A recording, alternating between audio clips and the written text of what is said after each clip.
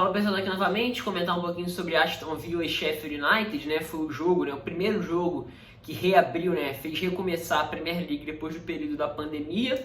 Dois times que subiram da segunda divisão na temporada passada. O Aston Villa pelos playoffs, né? Bateu o Derby County do Frank Lampard, que agora treina o Chelsea na final lá em Wembley. E o Sheffield United, né? Fez a segunda melhor campanha por trás apenas do Norwich. Só que, assim, é engraçado porque o destino de Sheffield United e Aston Villa, né, digamos assim, foi meio que cruzado, né? Se esperava que o Sheffield United fosse o saco de pancadas da Premier League, completamente normal, o elenco no papel não era nada demais, muito pelo contrário, era um elenco bem abaixo do nível médio da Premier League. E o Aston Villa não, o Aston Villa investiu com jogadores ali de meio de tabela, né, de nível de meio de tabela, né? Também não se esperava mais que isso, mas se esperava que o Aston Villa se consolidasse, né, como um time de Premier League, até por conta também da capacidade de investimento maior, né, da própria respaldo popular, digamos assim. É um time que fica num centro mais rico, cidade de Birmingham, a segunda maior cidade da Inglaterra, né, então tinha todos esses aspectos, só que o que a gente vê hoje é o contrário. O Aston Villa numa campanha completamente ridícula, né, para usar uma palavra, não tem como usar a palavra mais certeira do que essa, uma campanha ridícula do Aston Villa, né, até conseguiu chegar na final da Copa da Liga, até passando de forma, digamos assim, muito mais ali na bacia das almas em diversos momentos, em jogos muito mais heróicos do que de fato um desempenho de futebol aceitável, né, a nível coletivo. Muito pautado também na individualidade do Jack Grealish, que vai ser assunto desse vídeo, vou falar um pouquinho sobre ele.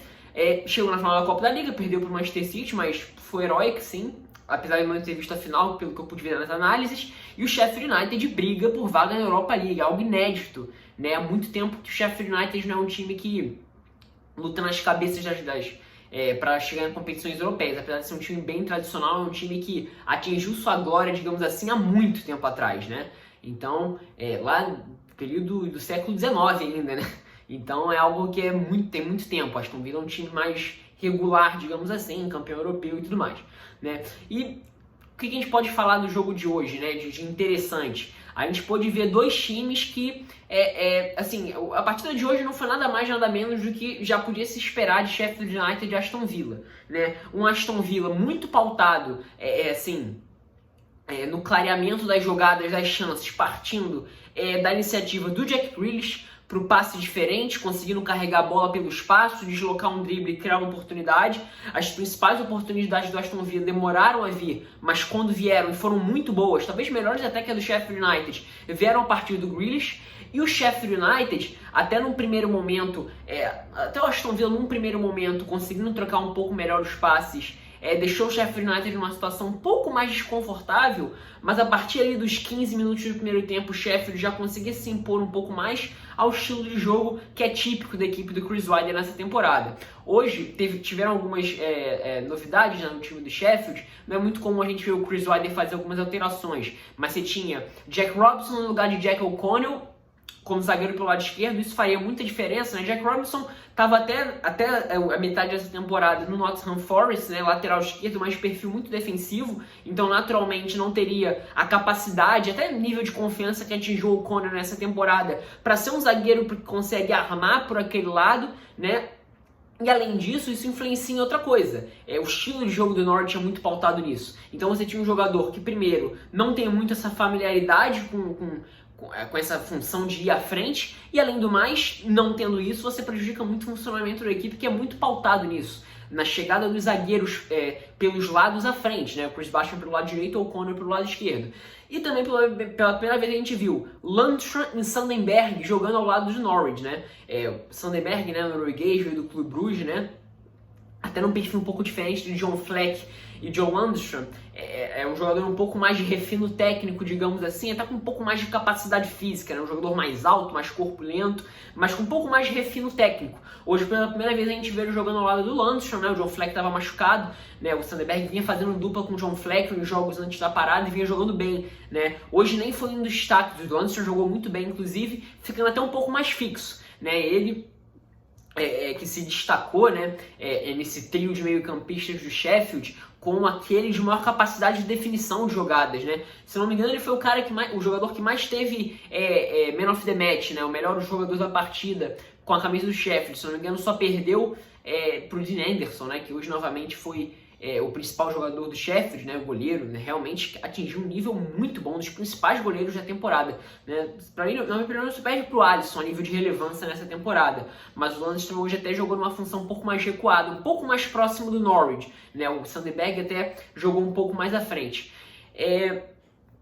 E dessa forma, o Sheffield teve um pouco mais de posse de bola, mas não conseguiu fazer aquela jogada que é muito característica, que é a penetração dos meio-campistas mais próximos à área. Né? O Sheffield tem aquela capacidade de atacar com muita gente, mas hoje, justamente pela ausência do O'Connell e até pelo congestionamento que o Aston Villa conseguia fazer ali naquela faixa central, a equipe de Sheffield não conseguiu necessariamente fazer essa penetração e conseguir atacar com muita gente. Né? De fato, teve o lance do gol, o Sheffield fez o gol, fosse o gol confirmado, né, num lance bizarro. O Rafael Oliveira até fez um vídeo algumas horas atrás explicando o que aconteceu. Foi um erro tecnológico que acontece de 1 em 1 milhão de vezes, né? Foi um erro realmente que raramente aconteceria, mas aconteceu.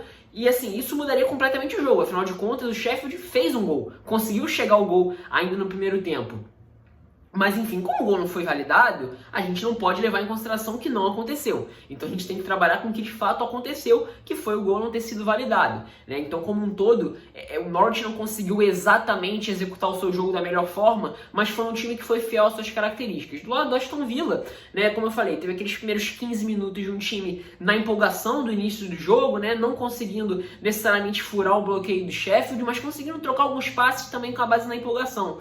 Né? E assim, a gente só pôde ver um Aston Villa que passou a incomodar e ter chances, né? E ter boas chances, né? O Aston Villa teve boas chances ali nos primeiros 15 minutos do segundo tempo, muito pautado pelo Jack Grealish, né? Ele é sempre escalado como um ponta pela esquerda, ele se consolidou na Premier League nessa função. Na Championship ele jogava mais como um meio-campista pela esquerda ou como um meia centralizado, né? Tendo o McGinn atrás dele, geralmente ao lado do Harry Kane. Hoje o McGinn voltou jogando como meio-campista direito, fez uma atuação muito apagada, até achei ele um pouco fora de forma. Foi um jogador que participou muito pouco, apesar de ter tido uma das melhores chances da partida com uma finalização de fora da área, né? Muito característica dele, o chute que ele recebe de fora da área.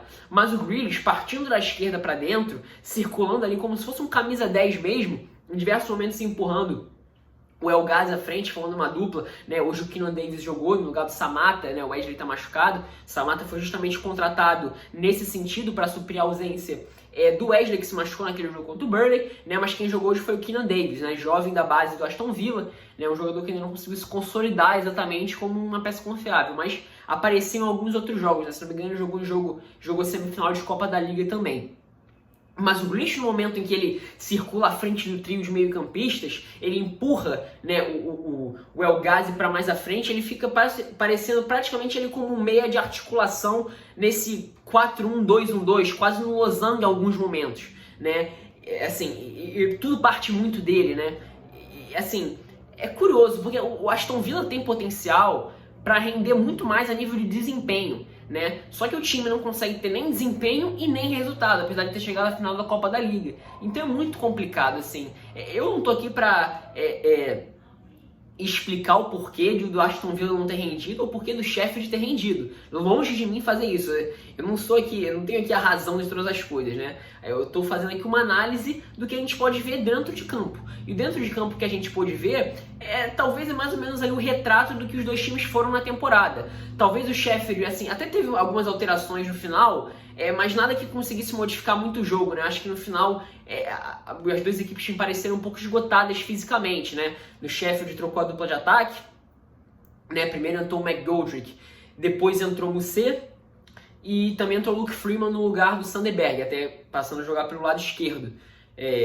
No primeiro momento o Sandberg jogando pelo lado direito, a partir da entrada do Luke Freeman, que é até um jogador de lado, é muito mais um ala, que com o Chris Wilder passou a jogar como meio campista à esquerda na primeira metade da temporada, né, um período ali do período da lesão do John Fleck. Até jogou bem alguns jogos sim, mas ele jogou como meia pela esquerda, né, fugindo um pouco da característica dele, que era um jogador de lado esquerdo. Jogou até bem no Spark Rangers, né, por isso que foi contratado. Mas assim, não ofereceu nenhuma diferença. Assim, os 15 minutos finais ali, 20 minutos, foram um jogo um pouco mais morno, né? Até no Aston Villa teve a entrada do Samatta, teve a entrada do Trezeguet, O El Mohamed entrou também pelo lado direito para conseguir dar um pouco mais de fôlego, funcionar como mais um jogador de corredor por aquele lado, para tentar forçar um setor do Sheffield que... O Jack Robinson até foi muito bem, suprindo a necessidade do Jack O'Connell, não no quesito ofensivo, mas no quesito defensivo, cobriu bem aquela fase, até fazia sentido a alteração da entrada do El Ghazi, né? Para você ter dois velocistas por aquele lado, o Trezeguet por um lado e o Trezeguet mais à frente, né? E o Mohamed um pouco mais atrás na lateral, mas assim, não acabou surtindo efeito nenhum. Como eu falei, os 15, 20 minutos finais foram um pouco com poucas chances, né? Com as duas equipes até parecendo em alguns momentos sentindo um pouco fisicamente e não tendo mais repertório, digamos assim, para conseguir ferir um ou outro, né? Mas assim, foi um jogo bem normal dentro das características. O Aston Villa tendo suas melhores oportunidades a partir do Jack Grealish.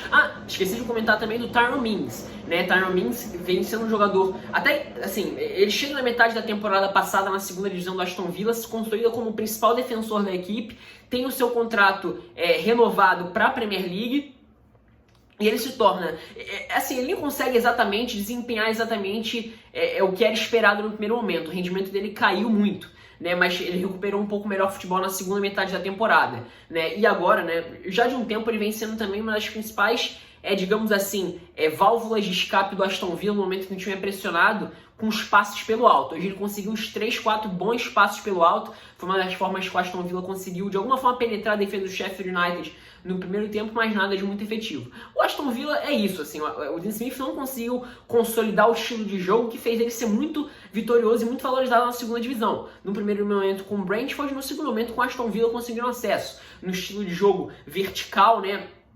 Muito pautado em jogadores bem objetivos, um estilo de jogo bem autoral, é bem legal de se ver em alguns momentos. O Aston Villa praticou um dos futebols mais legais de se ver da segunda divisão na temporada passada, mas na Premier League virou assim, um time com muitas dificuldades coletivas e muito refém do Jack Grealish, que de fato é um jogador que destoa dessa equipe, né? Não vejo o Jack Grealish permanecendo no Aston Villa para a próxima temporada caso o time se rebaixado. E o Sheffield United fez um jogo às suas características, mas assim, sendo freado pelo ímpeto de marcação, principalmente uma região congestionada por dentro, que o Aston Villa conseguiu fazer, impedindo a chegada, principalmente dos meio-campistas, né? Apesar dos atacantes terem se desdobrado para tentar fazer o pivô, principalmente o McBurnie ajeitando para o Billy Sharp em alguns momentos. Mas enfim, né? Esse aqui foi o meu olhar sobre o jogo, sinta-se livre para comentar aí embaixo, tá? É isso, espero que tenham gostado.